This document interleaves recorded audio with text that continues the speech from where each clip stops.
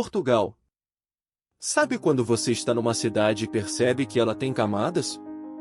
Que debaixo do café moderno existe uma padaria antiga, e debaixo da padaria existe uma fundação mourisca, e debaixo da fundação existe uma história que começa antes de qualquer fronteira ter sido desenhada no mapa.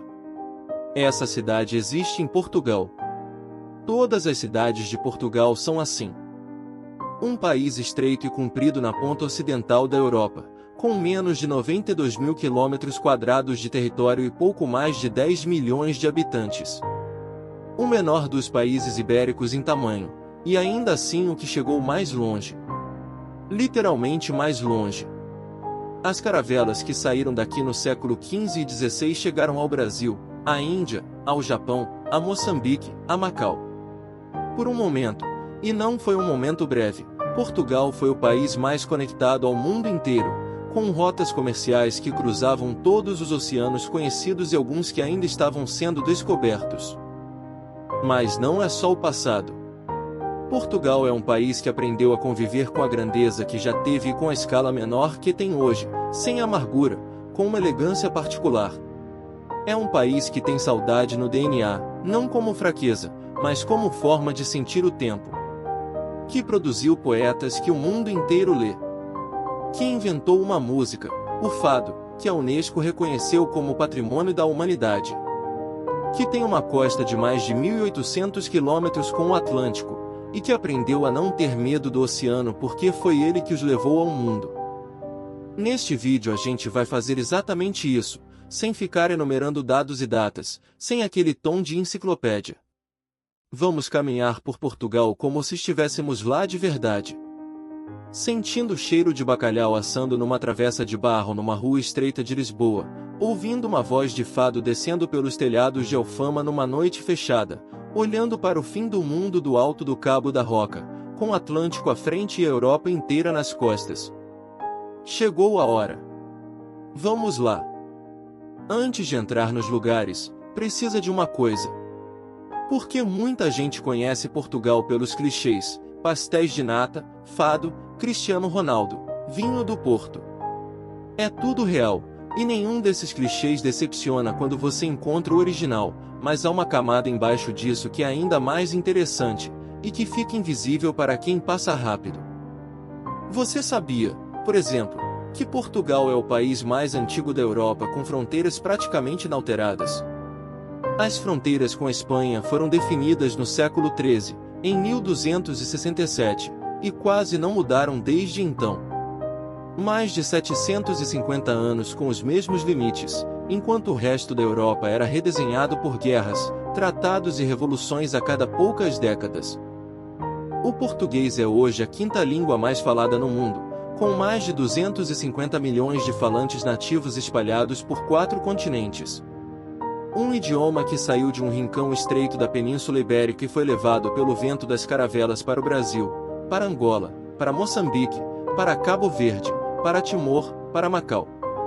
Hoje há mais falantes nativos de português no Brasil do que em todos os outros países lusófonos juntos, o que cria a situação curiosa de uma língua que tem mais falantes fora do país que a originou do que dentro.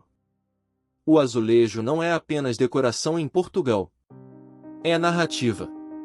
Os painéis de azulejo azul e branco que cobrem igrejas, estações de trem, fachadas de casas e palacetes contam histórias, celebram batalhas, registram paisagens e cenas do cotidiano com uma riqueza de detalhes que rivaliza com qualquer livro.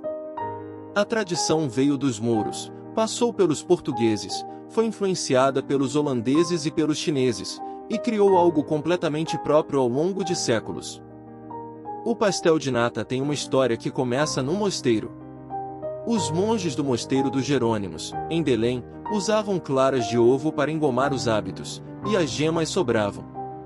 Alguém, num dia que a história não registrou com precisão, decidiu fazer algo com aquelas gemas, açúcar e uma massa folhada, e o resultado sobreviveu intacto há mais de 200 anos. A receita original ainda é segredo guardado a 7 chaves pela fábrica que funciona desde 1837, a poucas centenas de metros do mosteiro onde tudo começou. Agora vamos ao que interessa. Vamos viajar. Lisboa é uma cidade que foi destruída por um terremoto em 1755 e reconstruída em 90 dias, com um plano urbanístico que os arquitetos do mundo inteiro ainda estudam. O Marquês de Pombal, o ministro que comandou a reconstrução, mandou fazer inquéritos sobre o comportamento dos edifícios durante o terremoto antes de construir os novos, criando o que alguns historiadores consideram o primeiro estudo de engenharia antissísmica da história. Mas Lisboa não é só a Baixa Pombalina de ruas retas e calçadas de pedra portuguesa. Lisboa é também Alfama, o bairro mais antigo da cidade, que sobreviveu ao terremoto porque ficava numa encosta rochosa. Ruas tão estreitas que dois guarda-chuvas abertos mal passam ao mesmo tempo, escadas de pedra entre casas que quase se tocam lá em cima, roupa estendida entre janelas, e de alguma janela, a qualquer hora do dia, a possibilidade de ouvir um fado escapando para a rua. O Castelo de São Jorge fica no ponto mais alto de Alfama e existia aqui antes de Portugal existir como país. Foi ocupado por romanos, visigodos e mouros antes de ser tomado pelos portugueses em 1147. Do alto das muralhas, a vista abarca Lisboa inteira, o rio Tejo lá embaixo, a ponte 25 de Abril do lado e o Cristo Rei do outro. É um panorama que coloca a escala da cidade em perspectiva de uma vez. O bairro de Belém fica a alguns quilômetros do centro e é onde a grandeza marítima portuguesa ganhou pedra e cal. A Torre de Belém foi construída entre 1515 e 1521, na margem do Tejo, como ponto de partida e de chegada das caravelas que cruzavam o mundo. Vasco da Gama partiu de um cais perto daqui para chegar à Índia. Pedro Álvares Cabral saiu daqui antes de chegar ao Brasil. A torre ainda está de pé, os pés dentro do rio, e é impossível olhar para ela sem sentir o peso de tudo que saiu por aquele estuário. O Mosteiro dos Jerônimos, também em Belém, é uma das obras mais elaboradas da arquitetura portuguesa. O estilo manuelino, que mistura elementos góticos com referências ao mar, às cordas, às esferas armilares e às plantas tropicais trazidas das navegações, foi inventado aqui, neste mosteiro, como uma forma de celebrar em pedra a riqueza que o oceano estava trazendo. Os cadeados das portas têm forma de coral. As colunas parecem troncos de árvores. É uma arquitetura que está contando uma história ao mesmo tempo em que está sendo construída. O Trão 28 é o elétrico mais famoso de Lisboa e sobe e desce pelas colinas da cidade com a mesma mecânica de 1930. Os bancos de madeira, as janelas que abrem para o lado de fora, as curvas tão fechadas que o bonde quase raspa nas fachadas das casas. É lento, é cheio, e é uma das formas mais honestas de entender a topografia de uma cidade que foi construída em 7 colinas e que não tentou aplanar nenhuma delas. A Feira da Ladra acontece às terças e sábados num largo perto do Panteão Nacional e é o mercado de pulgas mais antigo de Lisboa. Há bancas que vendem azulejos antigos retirados de demolições, discos de vinil, roupas de outras décadas, louças e pratarias de famílias que já não existem, fotografias antigas de pessoas sem nome, livros com dedicatórias que nunca chegaram ao destinatário. É um mercado que vende o tempo tanto quanto vende objetos. O Porto é a segunda maior cidade de Portugal e tem a personalidade de quem não precisa ser a capital para mandar. É uma cidade de granito escuro, de igrejas barrocas cobertas de azulejo, de pontes que cruzam o Rio Douro em alturas diferentes, e de uma identidade tão forte que os portistas nunca perdem a oportunidade de lembrar que o país tem o nome daqui. Portucale. Portugal. O nome veio do Porto. A Ribeira é o coração histórico da cidade, uma fileira de casas coloridas de 5 e 6 andares encostadas umas nas outras na margem do Douro, com a margem de Vila Nova de Gaia do outro lado, onde os armazéns do vinho do Porto ficam enfileirados desde o século XVII. As barcos rabelos, os barcos tradicionais de fundo chato que transportavam as pipas de vinho pelo rio, ainda estão ancorados na margem, convertidos em símbolo do que a cidade foi. A Ponte Dom Luís foi projetada por um colaborador de Gustave Eiffel e inaugurada em 1886. Tem 2 tabuleiros, um em cima do outro, e atravessaram de cima a pé, com o Douro 21 metros abaixo, a ribeira de um lado e as adegas de vinho do outro. É um dos passeios mais memoráveis que qualquer cidade europeia oferece. A Livraria Lelo é considerada uma das mais bonitas do mundo, com uma escadaria central em madeira esculpida de uma cor vermelha que sobe em curva para os andares superiores, o teto de vidro colorido, e estantes que vão do chão ao teto. Existe uma teoria, nunca confirmada, de que J.K. Rowling a frequentou quando morou no Porto nos anos 90 e que a livraria influenciou a descrição de algumas cenas dos livros de Harry Potter. Verdade ou não, a teoria trouxe tanta gente que hoje a livraria cobra entrada, o que não diminuiu as filas. A francesinha é o prato que o Porto considera seu com orgulho total. É um sanduíche de pão de forma com linguiça, fiambre e bife, coberto de queijo derretido e molho de cerveja e tomate que cada restaurante guarda a receita com segredo. Não é uma comida delicada. É uma comida que foi inventada para o inverno, para o trabalhador com fome depois de um dia longo, e que não pede desculpas por isso. Quem come pela primeira vez normalmente não sabe o que está vendo no prato, e normalmente pede de novo na mesma semana. O Vale do Douro começa a cerca de 100 quilômetros do Porto e é a região onde o vinho do Porto é produzido há mais de 3 séculos. O rio corre entre montanhas cobertas de vinhedos dispostos em socalcos de pedra, terraços construídos à mão ao longo de gerações em encostas tão íngremes que nenhuma máquina consegue trabalhar. Tudo ainda é feito à mão, com uvas colhidas por pessoas que sobem e descem essas encostas durante as vindimas em setembro. A Unesco declarou a paisagem cultural do Alto Douro Vinheteiro como Patrimônio da Humanidade. A justificativa inclui não apenas a beleza da paisagem, mas o fato de que ela é inteiramente resultado do trabalho humano ao longo de 2 milênios. Não é uma paisagem natural. É uma paisagem cultivada, esculpida, mantida por mãos que se sucederam durante gerações num trabalho que não admite preguiça. Pegar um barco em Pinhão e navegar pelo Douro ao entardecer, com as encostas cobertas de videiras se refletindo na água escura do rio e o sol sumindo atrás da montanha, é uma das experiências mais contemplativas que Portugal oferece. E no final do percurso, uma taça do vinho que nasceu naquelas encostas, sentado na varanda de uma quinta com vista para o rio. Sintra fica a menos de 30 quilômetros de Lisboa e parece pertencer a outro mundo. A Serra de Sintra captura a umidade vinda do Atlântico e cria um microclima que cobriu as encostas de vegetação densa e manteve a temperatura amena o suficiente para que a família real portuguesa escolhesse o lugar como residência de verão desde a Idade Média. O Palácio da Pena foi construído no século XIX pelo rei Fernando II, que era alemão de origem e tinha um gosto eclético que os arquitetos da época não sabiam exatamente como chamar. O resultado é um palácio de torres, cúpulas, ameias, azulejos e cores que misturam gótico, manuelino, mourisco e renascentista numa combinação que não deveria funcionar visualmente, mas funciona perfeitamente. É o tipo de construção que parece ter saído de um conto de fadas, o que provavelmente era parte da intenção.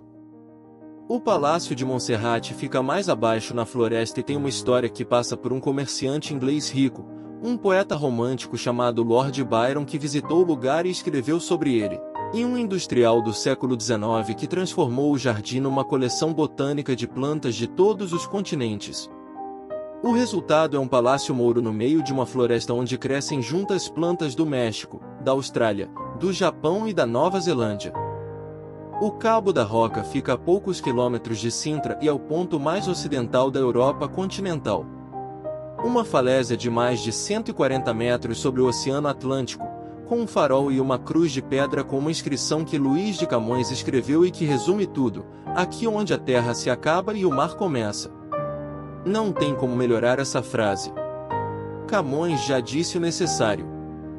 O Alentejo é a maior região de Portugal e a menos densa.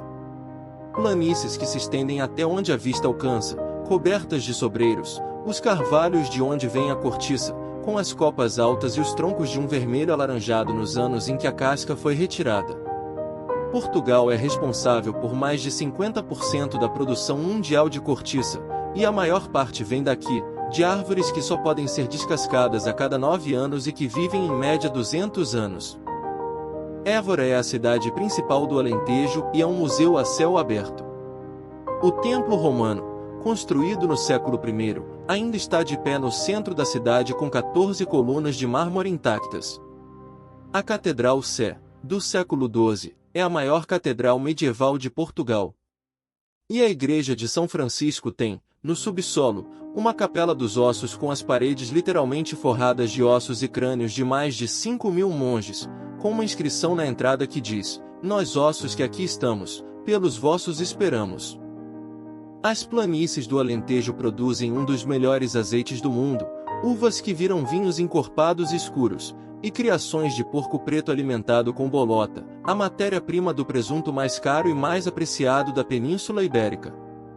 Sentar numa mesa de madeira rústica numa herdade do Alentejo, com um pão alentejano acabado de sair do forno, azeite novo e um copo do vinho da região, é o tipo de refeição simples que fica na memória com mais força do que muitas refeições elaboradas.